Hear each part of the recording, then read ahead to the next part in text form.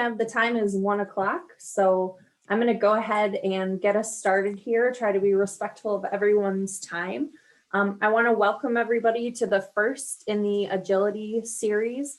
My name is Erin Lazat. I'm an IPM educator with Michigan State University. I'm also the IPM coordinator at MSU, and I'm the current state association president from Michigan as well. And I'm super happy to be here today. I want to thank the committee that stuck with us through COVID cancellations and everything to try to bring this topic to our members across the country. I'm really excited that this is coming together after more than a year here of trying to pull this together. I also want to acknowledge the support of the National Crop Insurance Services, to the National Association of County Agricultural Agents, and the Economics and Community Development Committee. Thank you for your sponsorship. I want to let everyone know that there will be an evaluation for this session going out. Please take the time to respond to that and let us know how we did. So you are at the first Agility or Ag Agility Session 1, the changing landscape of farm profitability. And I'm super excited to introduce our panel of speakers and presenters today. Our presentation is going to be led by Dr. Trey Malone. He joined the MSU Department of Ag, Food, and Resource Economics faculty in 2017 as an assistant professor and extension economist. He's a native of Kansas, and he earned his undergraduate degree from Rockhurst University. He commenced his graduate education at Oklahoma State University under the advisement of Jason Lusk, where his PhD dissertation used the American beer market to explore the underlying principles of behavioral and experimental economics. Excellent topic, Trey. Very strategic topic choice. He's won multiple research awards and has been published in dozens of academic articles and published dozens of academic articles. And his work has been featured in popular press outlets, including the Washington Post, Vice, Popular Science, and New York Magazine. His extension program focuses on applying lessons from behavioral economics to increase ag productivity and efficiency. And he works in consumer and producer decision-making, choice modeling, food policy, entrepreneurship, and agribusiness management. And he's been a huge asset to us in extension at MSU. From day one, we've been working really closely with Trey to address concerns and issues from our various stakeholders. And so we're really thankful to have his expertise and have him joining us here today. I'm also joined by Florencia Colella. She is a farm business management educator with Michigan State University Extension. She was born and raised in Argentina to an Italian family of farmers, butchers, accountants, and small business owners, and she is a proud MSU alumna. She holds a BS in agronomy and a master's in ag, food, and resource economics, and has worked with universities, government organizations, and private companies in the past. Her main area of focus are record keeping, tax planning, business analysis, rural development, food chains, marketing, information technologies, and creativity. I love that list, Florencia, because it's such an extension list, right? We kind of end up doing a little bit of everything. And then last but not least, we're joined by Dr. Rob Sarine. He received his bachelor's in natural resources from the University of Michigan. We won't hold that against him. And a PhD in environmental studies from the University of California, Santa Cruz. He is currently a community food systems educator with MSU Extension, and he works with a number of emerging specialty crop industries, providing statewide leadership for research, education, and outreach. So thank you all for joining us today, and I will hand it over to you, Trey. Well, thank you all for joining. This is kind of the result of a genesis of conversations with those of us that are doing kind of the more weird crop stuff. So, you know, when I got here to Michigan State, I moved here from Oklahoma, which was like wheat, corn, soybeans, beef, cows. That's, I mean, about it. And then I got here, and the first extension meeting I went to was something run on hops by Rob and Aaron. And, almost immediately you could tell that it's a fundamentally different beast working with these stakeholders who are trying to do some type of kind of creative, unique pivot, right? So there at the beginning, it was like, just crazy how many people were looking to put in hops, but they had no idea what they were doing. A lot of them didn't even think about the marketing side. They just thought, can we grow it? Not should we grow it? If we grow it, who are we going to sell it to? And if we can sell it, at what price could we sell it for? Like these were conversations that I think a lot of stakeholders maybe are not necessarily ready to have with themselves. And so in extension, there's this like dual challenge to not only figure out how to grow something, but also to be maybe some type of a counselor on how profitable or effective you could be in that growing decision. So it started there. Then pre-COVID, hemp was, the thing that anybody and everybody wanted to talk about. So people started, it was like standing room only at those meetings, trying to figure out if CBD was the future for people's farms. And CBD markets kind of tanked then for a while, and they're still not looking super strong in a lot of the US. So, I don't know what the next thing is going to be. Right now, I feel like my whole life has been consumed by studying like food and COVID land. So, like every other week, I at least have like 3 phone calls with reporters trying to understand what's going on with food. I don't know, exactly how these trends are going to be affected that we're going to talk about today by the COVID experience that we're having now. But I would venture to say that most of these trends are probably going to be sped up more than slowed down due to COVID. So, I've got a ton of data and a ton of figures, but I'm hoping that we can just have a conversation, and then over time I can throw up figures as we go. So with that, I guess I'll throw up just like, can you let me share real quick? Yes, I can do that.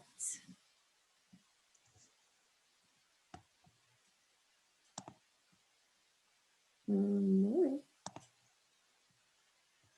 I also appreciate that so many of you guys are logged in because in COVID times, I think we're all so done with Zoom presentations. So I'm really hoping this is less of a presentation and more of like a conversation across groups. But I'll just kind of kick it off with this PowerPoint. Yeah, and as Trey said, please feel free to enter things into the chat and provide feedback. Unfortunately, this is a webinar style, which we're all very familiar with. Otherwise, I would say, turn on that microphone and that camera and chat away. But we'll make do.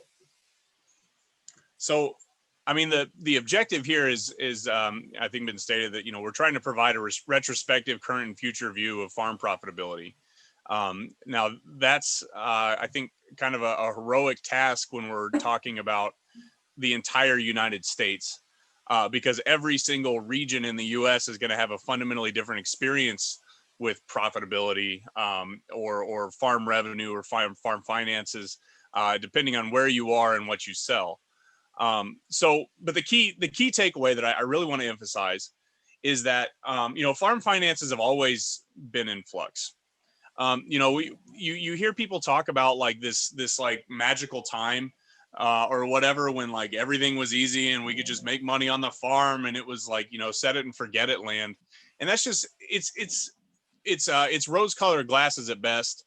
I think it's misleading to early career farmers at worst, because it's not it's this Jeffersonian ideal that like the dream is that we all have like our 100 acres that we can grow what we need to eat and survive on, and then maybe trade a little bit. But the truth is that was never really that true.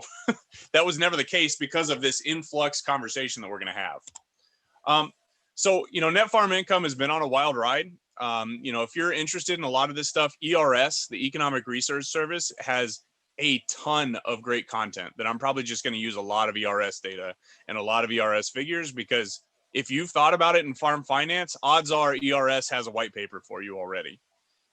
So, the big thing here in COVID times is that, we had this massive increase in farm revenue, in net cash farm income last year. Most of that was driven by federal dollars, actually. So, there was this kind of movement there. But 2021, there is an expectation that we're going to see a decrease in farm profitability. Now, obviously there's a lot of variation to that. If anybody's been following grain markets, for example, and how soft South America's grain production looks this year, odds are it's not going to be uniformly true across the board. But at least according to the ERS, and the last estimate I saw, they're expecting a decrease of $10.4 billion in net farm income in the United States for this year. Again, tons of variation here. So this is all commodity cash receipts prior to the pandemic. So in 2019. So notice that California is by and away the largest, and the rest of us are just chasing California. Now, the reason that's like super interesting, I think. So, okay, here's another look at the exact same thing I'm just saying. So California is massive, followed by Iowa, Nebraska, Texas, etc. Oh, dang it. I thought I put that next. So look at the direct payments map. So this is where most of the federal dollar or the direct payment dollars go in the United States. California is nowhere near the top in that metric, which is super interesting. And it's also, I think, another important emphasis that like every place, if you're thinking about trying to build like a resilient or an agile ag system, is going to have different conversations. Michigan, everybody talks about how we're the second most diverse ag state in the country. Well, if I'm going to give a talk in the thumb of Michigan, I might as well be in Iowa. But if I'm going to give a talk in, the pinky of Michigan, I might as well be in parts of California, maybe. So like, I mean, or Washington State, maybe. So even with one state, you have to really think about the uniqueness of every place. So let me, as we're kind of moving, Florencia, Aaron, Rob, you guys have all worked with like different areas of Michigan. What has been your experience in terms of talking to people? Is it pretty consistent across farmers, or are you guys, Aaron, Rob, you guys work on like weird crops? But I think you hit the nail on the head, Trey. Up here in Leelanau, it's basically fruit country. And so we'll get people coming in all the time. Maybe they moved up from Chicago and bought a farm, and what should I plant? And so that's one of the reasons why you're here no, I'm just kidding. To tell people what to plant. But there's so much to unpack before you can even answer that question. I mean, do they need to make money? Are they just doing it to get the tax break? In which case you could just, 51% of your acreage you could put into an annual crop. Are they, do they have a tractor? And so those are kind of the questions that we have all the time, and why I'm interested in this series. I don't know if that touches on what you're talking about, but definitely different from the questions that are received downstate. That's for sure. Well, and I think, when I started with extension as a pest management person, and a lot of us are kind of play this role of agronomists or, kind of crop consultant type of roles, where we're helping people produce crops. And it felt simpler when I started. Maybe it wasn't, but now it feels to me like people want to know, why aren't they making money? How can they make money? What are the barriers they're up against? And I think a lot of us that work particularly in specialty crops or with small or kind of non-conventional farmers run up against a lack of information, data, and support that comes from the private industry that other commodity-based educators might have available to them. And so, in Michigan, I have been lucky to partner with people like Florencia and Trey and to bring to bear those resources. But I just want to encourage any of my fellow entomologists or pathologists or, crop management people who are out there hearing from their stakeholders that a lot of us have some untapped, awesome resources that we can bring to bear to these questions, regardless of the scale of your industry that you're working with. And at the end of the day, everybody, they need to make money, to keep things going. And it also just feels in general, like the instability has increased, like a lot of crops are not making money. And we kind of talked about that before. I don't know if that's true or if that's just like what we've told ourselves has been going on. So I'm interested to see what the data reflects, if it really reflects an increase in instability and a lowering of profitability overall. The one other thing that I tend to look at in my everyday work is the farmer himself or herself. I work a lot with minority farmers due to my background, and I feel like many times as ag educators, we kind of like, it's hard enough to get a recipe that will work for any farmer, and even more to take into account what their personal preferences may be, what their personal experiences may be. So apart from everything that everybody else has said, that's one thing that I also try to look at in my everyday work and encourage everybody else to also do. Well, I think so. I think part of what you guys are touching on is kind of related to this next slide. So, in general, so ag right now. So if you look at this this top slide here, I hope my internet's good. If you look at this the top part of the slide, if you'll notice, you know, debt and assets are moving up very significantly, right? What that's kind of implying is that a lot of farms, the profitable farms, are really big, and most of those really big folks are probably going to go hire their own people to you know, consult on their specific operation. So what extension ends up, I think, talking to quite often is the folks that aren't tracking that same progression.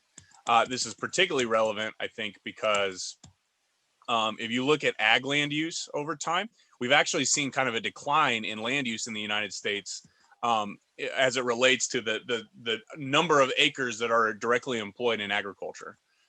So it's different if we're looking at like cropland versus grazing, pasture land. But at the end of the day, what's happening is you have really large farms that are becoming more and more efficient.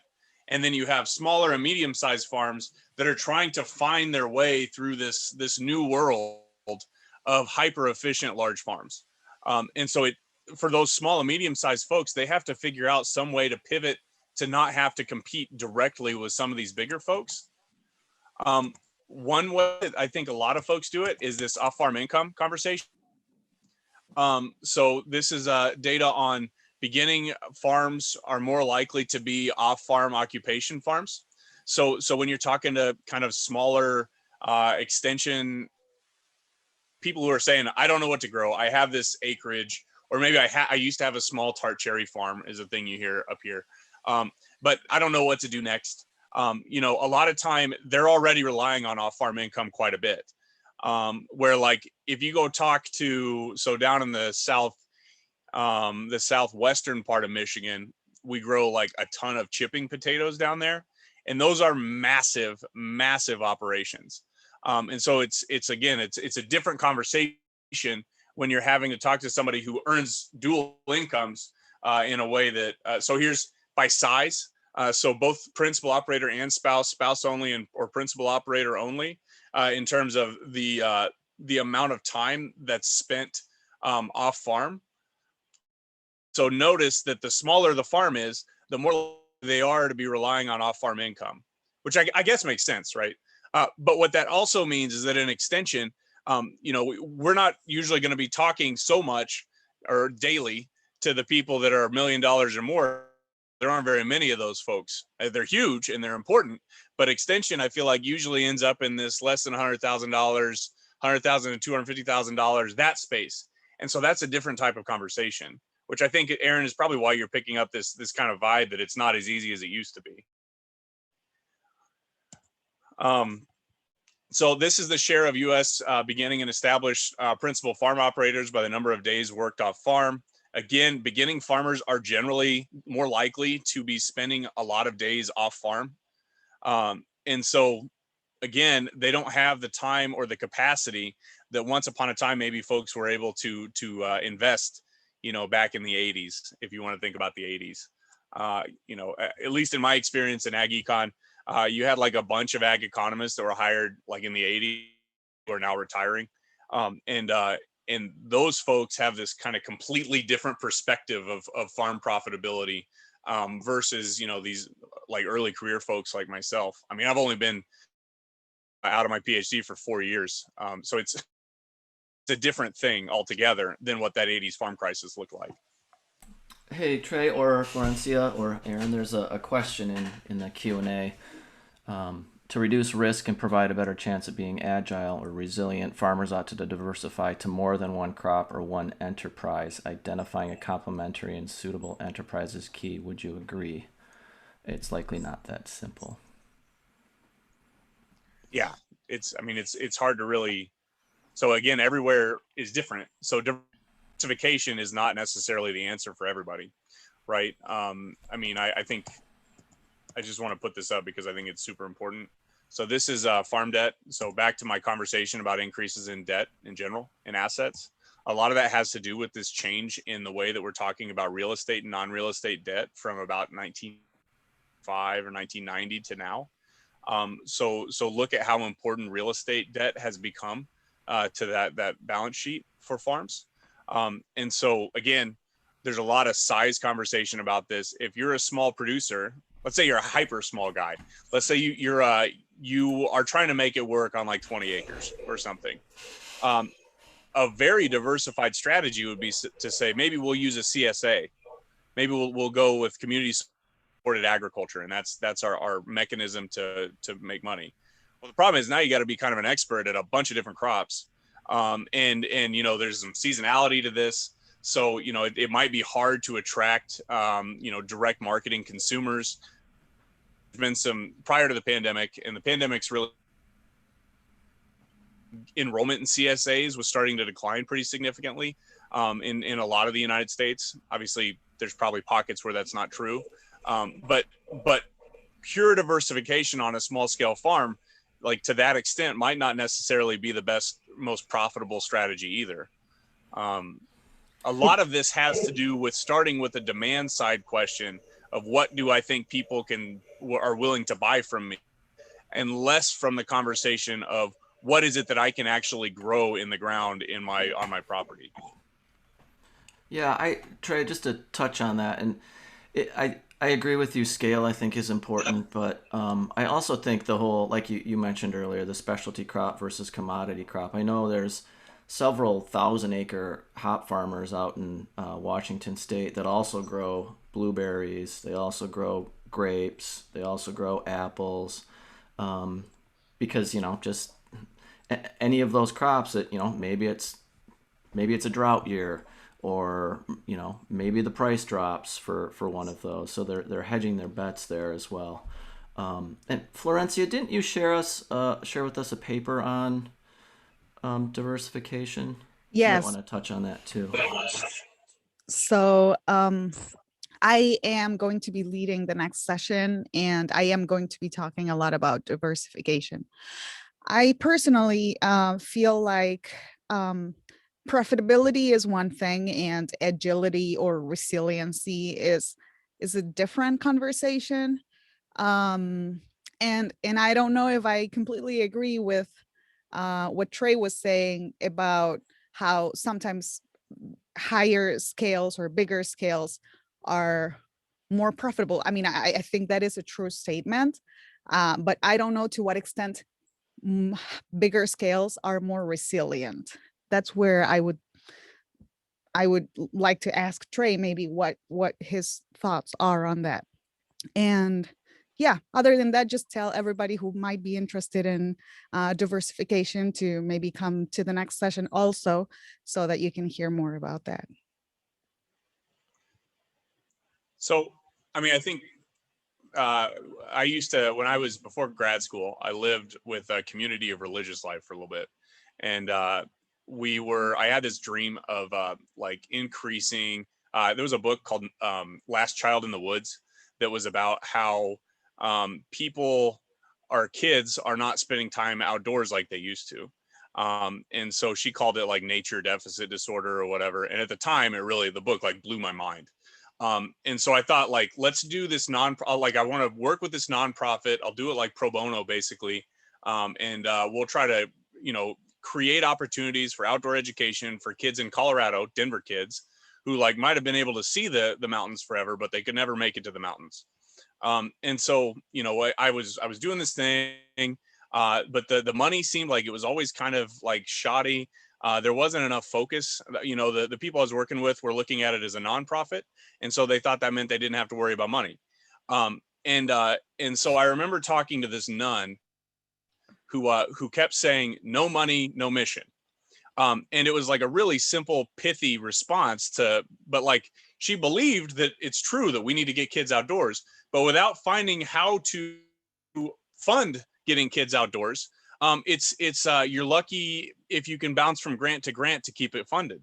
And so I think that that's also related to this resilience conversation. When I think about like with hops, you had like a handful of folks that were growing 1-2 acre yards. And they struggled to make it work in the longer term. And so a lot of those 1-2 acre yards have started to peel away. Whereas some of the larger producers, not the largest, the larger producers at least had more of an opportunity to find some type of profitability. Now in COVID times, this has been the conversation of the freaking year. Is the food system broken? Should we have a bunch of small scale operations and then we wouldn't have had to worry about the meat crisis, if you guys remember the meat crisis and all this stuff. I have been in the camp of this whole time that the system actually responded about as good as you could hope for, as it relates to maintaining some type of stable food supply system throughout a wild exogenous event. And so, even though in a world where we have on average 48,000 unique options at a grocery store, those options were, at times constrained during the pandemic, it was still not impossible to be able to have a nicely balanced meal at the grocery store. Now the prices changed, and so there were price increases, and those price increases, I think, have a lot more relevance to the conversation about food assistance, SNAP especially, and the importance of extending SNAP in a way that we can actually reach the most food insecure people in the United States. But again, that has less to do with agricultural production and more to do with agricultural marketing and distribution, and specifically food security. So I've been talking about this for like a freaking year. So like I could talk about resilience in ag generally for days. I don't know what you guys think. Trey, can I touch on one thing that Ferencia said that I think is really important? It's the scale doesn't equal resiliency, and I think I understand what you're saying, Ferencia, and here's maybe an example that Trey could touch on. If you took away all of the crop support subsidies, where would profitability be on that chart? Is that included in that profitability metric? Talking about. And something that I would add to that question, thank you, Rob. I think you understand where I'm coming from. Is if subsidies or government programs were equally distributed between larger scale farms and smaller scale farms, well, how would they compare if that was the case? I think it's a good question. I mean, I think economies of scale is important in this conversation, but if you think about row crops, right? Like malt barley doesn't have the same type of income supports or subsidy supports that row crops do. And you can see what that kind of looks like, at least on grains. I think it's also really interesting, back to my map, if you think about specialty crop subsidies versus the row crop subsidies, that's a big description of why Iowa is receiving so much in subsidy money and support versus California. I mean, even so on specialty crops, we're still pretty new to the insurance game on specialty crops relative to the type of crop insurance that's been developed for, ever on row crops. And that's, that's why I think every single region in the country has a different conversation about what this resilient or agile food system really needs to look like. Growing up on the border of Kansas and Oklahoma, there's no way we'd have been able to grow most of the things you can grow in the pinky of Michigan. It's just not going to happen. So that local food system has to look different. It just does, regardless of the subsidy conversation. Now, I will say, and like I have all these slides at the end, that I think it's not all one supply chain. So resiliency means different things to different groups. So here's some really handy figures on prices of iceberg lettuce and strawberry during COVID. So the red line is 2020. The other two lines are 2018 and 2019. Notice that with iceberg lettuce, that red line tracks still pretty nicely. Notice on strawberry prices how there's been this massive divergence, or there was at this time when the paper was published. And so like even these two labor-intensive crops that are kind of in this specialty sphere, the price response of COVID was fundamentally different. I think it's relevant because policy change is definitely on the horizon right now. So when we're talking about subsidies, et cetera, there are things that are changing. There's a really fantastic article by Carl Zuloff wrote it. John Koppas was on the Biden transition team for agriculture. This article was probably my favorite pandemic article, where they talk about how ad hoc payments are like this leading indicator of policy change. So each of those dotted lines were different moments in Farm Bill history that significantly altered the way we supported agricultural systems. So the most recent one would be like the way that we changed ethanol policy back in that 1999, 2000, early 2000s line. Think about it that way. Now notice what happened in this most recent jump in ad hoc payments. Another big jump, but now the question is, what is our next move? What's the next policy change? And that's why, like anybody that's out there listening that doesn't have a relationship with your ag econ department, I would strongly recommend you start making a friend or two. There's at least one extension person out there that like they with who might be able to help you plug into the right things. Okay, I talked about government payments.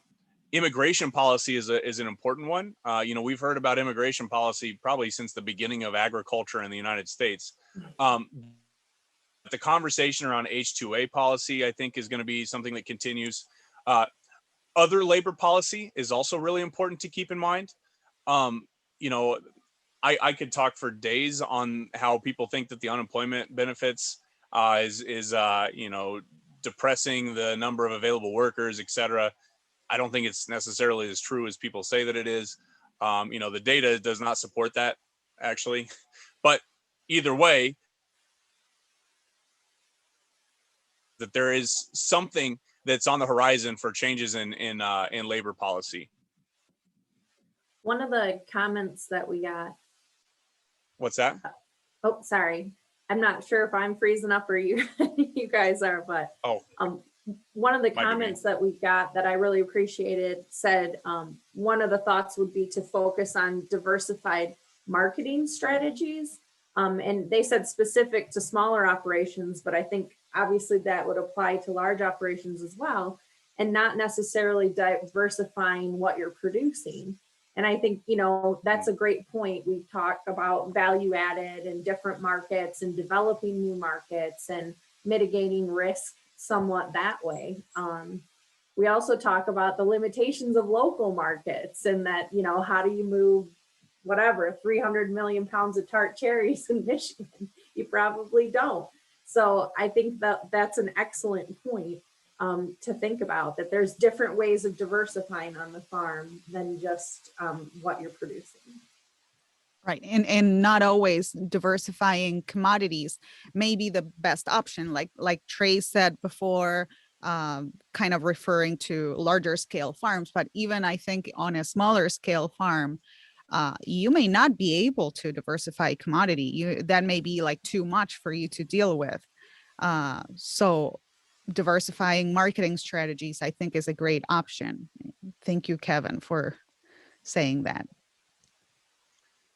I will say though, so on the diversified marketing strategies, I mean, it takes work to know how to market things. And so I think one of the reasons why my granddad got into beef cattle ranching is it's a pretty straightforward process. He understands the system, he understands how the marketing works. So it's there's this make buy decision that you have to come through of like, do I market my stuff or do I outsource the marketing of my stuff?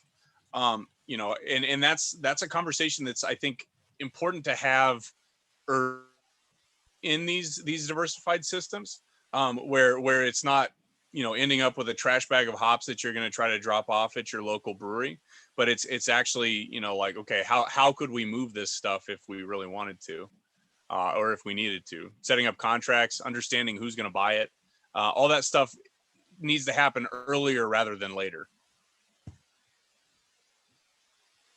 Yeah, that's a really good point, Trey. I think some of the smaller CSA farmers here in Leelanau maybe sell at the farmers market or maybe have a roadside stand, but at what point do they get big enough to enter that wholesale market, and how much do they have to produce? How many people do they have to hire in order to make that profitable? Those are some of the questions that we also get.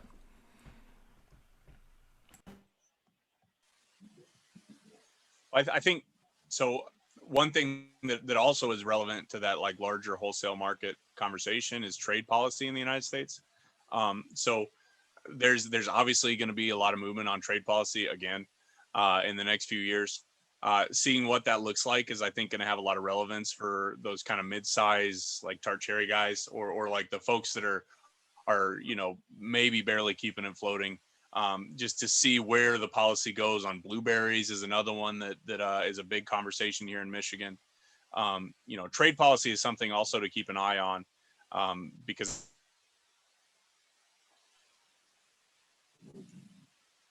I think one thing that's also important to keep in mind is a lot of agriculture is focused around selling a commodity. And so there's been a lot of work recently on trying to think about your product as some specialized, different type of product to try to draw some type of premium dollar. Because again, back to this economies of scale, big versus small, the bigger producers are probably going to have more efficiency, be able to operate at a lower cost of production. They are probably going to have access to different resources that smaller producers are not going to have access to. And so one way that you can really try to focus on trying to stay floating is to think about your product not as the commodity itself, but more as the unique product. So back to hops, that's why we're doing all this terroir research to say that, I mean, yeah, like Michigan is not a huge hop producer relative to the Pacific Northwest, but we don't have to be, because we're creating something that's not exactly like what you can buy from the Pacific Northwest. Of what's called decommodification, or trying to market or sell something that's not just your standard commodity system. So is that what the term horizontal differentiation encompasses, or is that, I guess, vertical integration, Yeah. I kind of understand, but it seems like there's a couple different ways that horizontal differentiation could go. Yeah, so horizontal differentiation usually means you're like offering like a larger product set, or if you're that way that you are offering a unique product set relative to the rest of the market. So you're differentiating in the sense that you're offering, Michigan Chinook as opposed to Right. Washington Chinook. Mm-hmm. And so that's sort of an example. Vertical differentiation also could be a helpful strategy though, and it could be related to the exact same thing we're talking about. So think about the small dairy farms that are into ice cream. So all of a sudden they can start selling this vertically differentiated ice cream, or cheese or whatever it is, that or vertically integrated system that now they can sell this unique product that's all in-house. You know, back where I'm from, Brahms is a good example of that, where Brahms has very like fancy, famous vertically integrated ice cream. I think that this is where extension could really shine and could really bring resources to these producers. We've been talking about learning how to market, or how hard it may be to learn how to market differently as a producer. You were talking, Trey, about your granddad and how sometimes it's just too much work. You've already got your cattle to deal with. It's just not possible to learn how to market, or you need to start creating these partnerships with suppliers, or with, you know, to try to create a vertical integration. And all of that takes time and it takes effort. And where I was going is, I think that's where extension can really be a resource for these producers as they are trying, if so they choose to learn all of these new skills. And I think that in that same vein, I think us as ag extension educators, Trey was saying before, well, contact your ag economist professors on campus, or other people that you may be able to partner with in extension. Because if we are not well,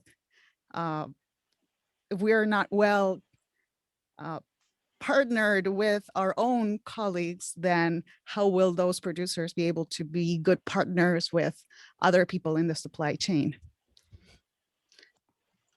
I think this slide is like super relevant to this. So this is, so by the way, if you ever want to read kind of an interesting take on kind of the beginning farms and farmers in the United States, this Nigel Key piece is really nice. But this is the age distribution of principal operators, a beginning and a producing at least $10,000 of output over 4 years. If you'll notice, the beginning farmers are much younger.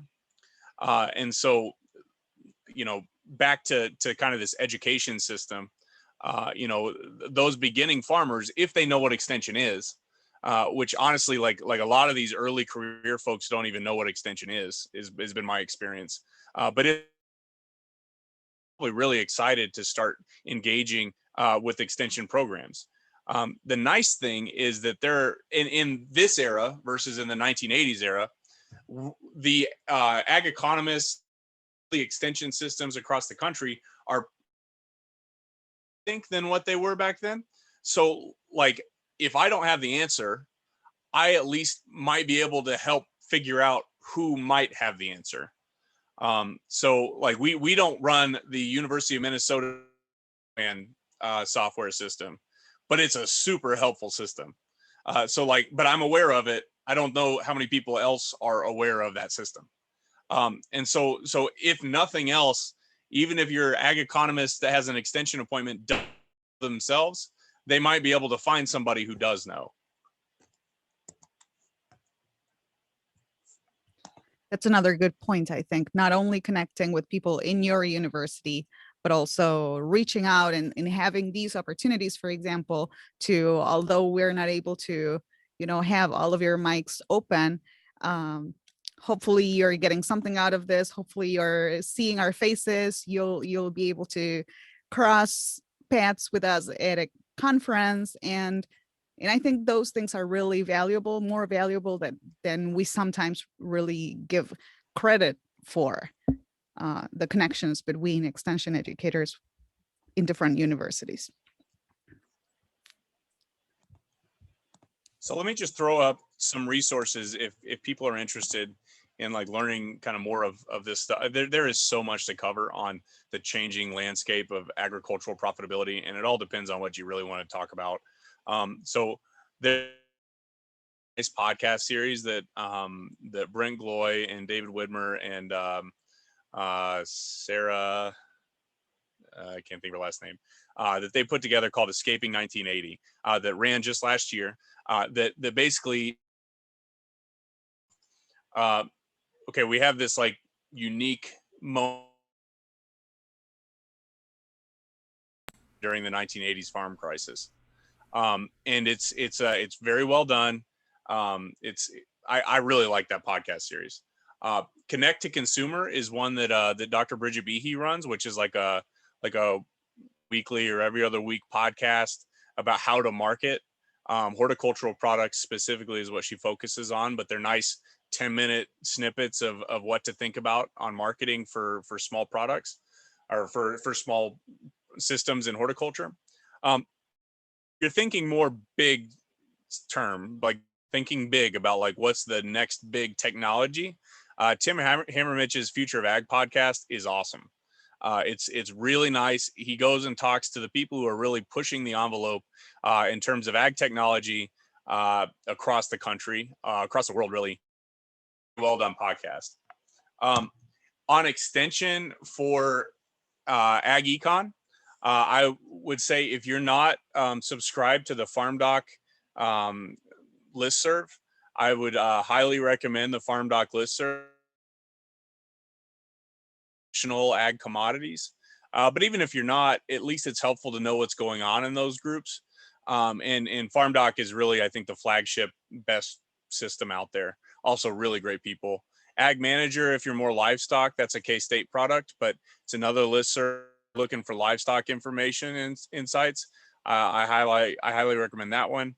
All these guys in the cattle market notes, they're really strong. That one's a weekly newsletter that they'll just send out. And then finally, back to the consumer side, Nicole Olnick-Widmer at Purdue puts out this consumer corner that's a part of a lot of the Purdue content that goes out. Purdue is going to be moving a lot more into the ag marketing. And so they would also be, I think, a really strong resource if you're looking. The last thing that I would highlight is I think Twitter is a fantastic resource for a lot of this stuff. Odds are if you have a question about how to market something or who to connect to, who to talk to, you probably are going to be able to them on Twitter, and they might have already had this conversation that you're looking for already. So there are a handful of people out there that are very kind of big Twitter users. Scott Irwin is probably the biggest following, but super good. He runs FarmDoc, or he's a big part of the leadership in FarmDoc. Today, obviously, the big conversation is the WASDE report and a lot of the grain reporting that's going on with planting decisions, and he's all over that, for example. But again, I mean, it's very commodity specific. Oh yeah, and the MSU Hop podcast. Totally forgot to mention you guys. Very good if you're looking for hop information. The episode with the brewers was probably my favorite so far. Yes, shameless plugs for useless information for 99.9% of the population. Well, I think those are really good points. And I just, I'm a plant pathologist by training, but we all wear a million different hats in the field with our producers. And I think this has become something that we can no longer ignore, providing these services, bringing these resources to bear. And I think starting this conversation and thinking about profitability is really critical to our continued growth in serving these stakeholders effectively. We often joke that we have a lot of doom and gloom tours where we take people around and tell them why they shouldn't grow things. And sometimes we bring in people to tell horror stories about trying to, turn a profit. And I think sometimes people need to hear that straight from the person who has experienced that failure despite their best efforts. Because there aren't a lot of bright spots in agriculture in terms of profitability right now. And I think that we have to acknowledge that reality, especially for people who are thinking about sinking in their retirement into, something. So I think that thinking about risk tolerance is another important piece of this puzzle. And that's really, what I'm feeling really motivated about recently is to help people think about risk tolerance and the fact that, agricultural enterprises are inherently risky. Just look at the data that Trey presented today. So we are coming to the end, but I did want to have a few minutes if people want to ask questions of Trey or Florencia or any of our panelists today, that will open it up for some kind of designated question time. And I think I fixed the chat feature so you can use that or the Q&A, but don't quote me on that.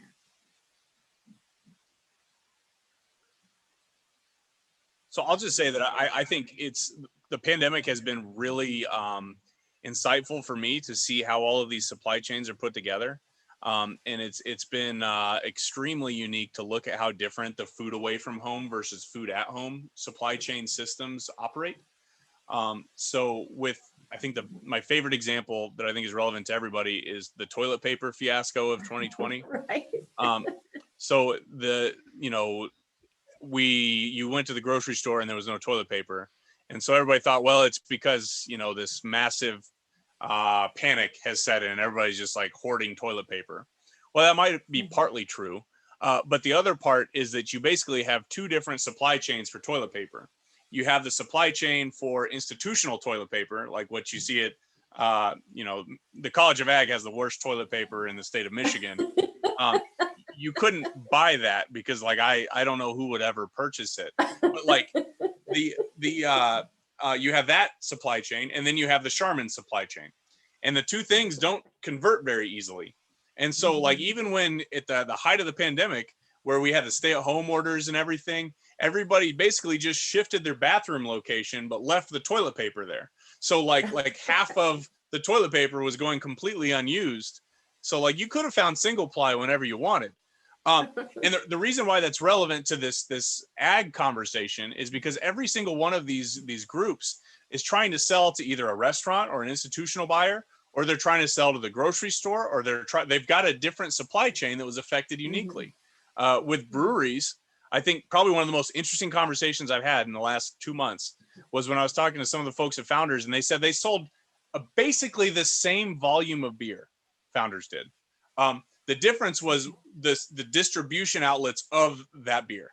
So either you have the distribution outlet of the brewery, the distribution outlet of the tap handles and everything, or you had the 15 packs. Well, the 15 packs took off and the tap handles fell out. So then you go talk to the small brewers. They don't have 15 packs. All they have is tap handles. And so those were the ones that really took the biggest hit during COVID. And so again, I mean, whoever said that about thinking about shifting their strategy and distribution channels, at least during COVID, a good idea would have been to have that 15 pack. It's not as easy as just having a 15 pack though. And if you look at aluminum prices and everything else, it just didn't work that way. But for some of these smaller producers, maybe that is a thought process of how do we increase the number of people that we sell to, so that if one buyer falls out, we're not sunk in the water. So we do have a question, and the question is, are you aware of a list of competencies for farmers around marketing? What should they be aware of in terms of knowledge, and what skills should they have? And before I punt this to you, Florencia and Trey, I want to mention I got booted off my rural Wi-Fi, decided I'd had enough for a minute there, but what I was going to say was we talked to Glenn Tonsor from Kansas State, who's going to be joining us in this series. And he said something that should probably be obvious, but maybe something that we don't always highlight. And that's the idea around, if you're thinking of expanding or diversifying, clearly defining what your role in that new enterprise is going to be. And he said one of the big factors of success he's seen is when people can identify roles or skills or jobs that they need to outsource to support that growth. So are you going to be the person spraying? Are you going to be the person marketing and selling?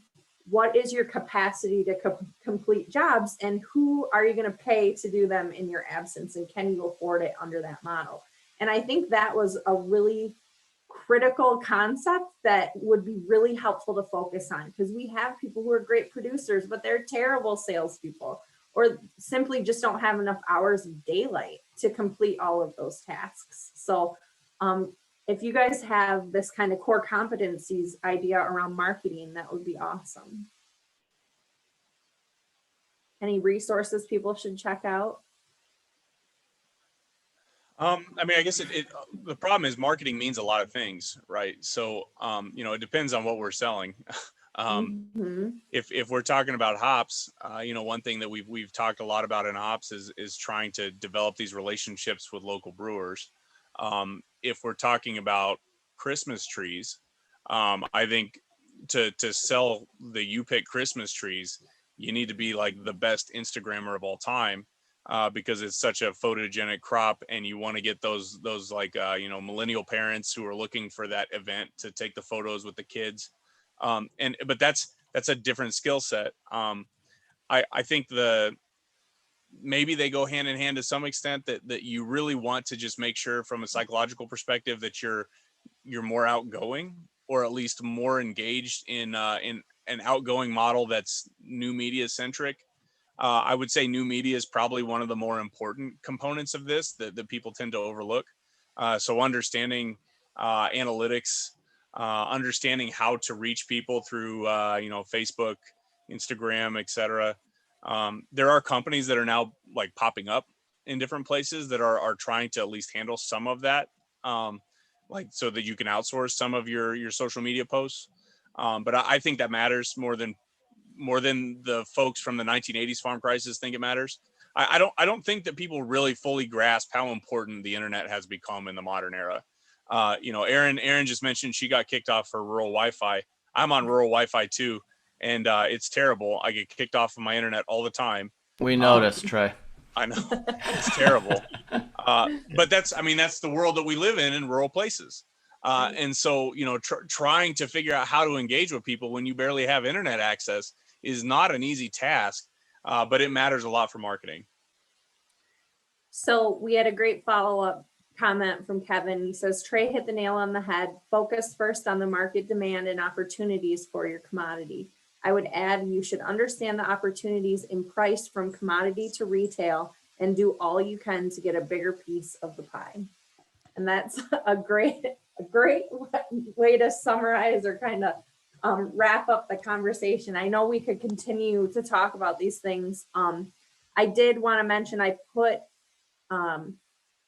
somebody asked about the marketing core competencies kind of thing. MSU actually has a course right now. It's called, you know, Become MSU Digital Marketing Boot Camp. So there are things that are coming out through the university that might have kind of a more general knowledge bend to them, but I think could be very useful in kickstarting getting growers thinking about marketing as a real necessity and skill set, depending on, you know, the type of business structure that they have going on. So yeah, I think there are resources out there, some really nice ones, if people are looking for them. And you know, I'd encourage you as extension educators to think about developing those professional development opportunities. I think, you know, we have people who can come in and speak to those things and provide that education, even if we don't necessarily have it within ourselves or even in-house at our universities. There are certainly people that can do that. And now we're all doing everything digitally anyway. So it opens up your kind of purview of who you can invite and have as a speaker. So yeah, I think growers, at least from my perspective, have really appreciated and liked to hear about these topic areas. So I'd encourage everyone to take a crack at that.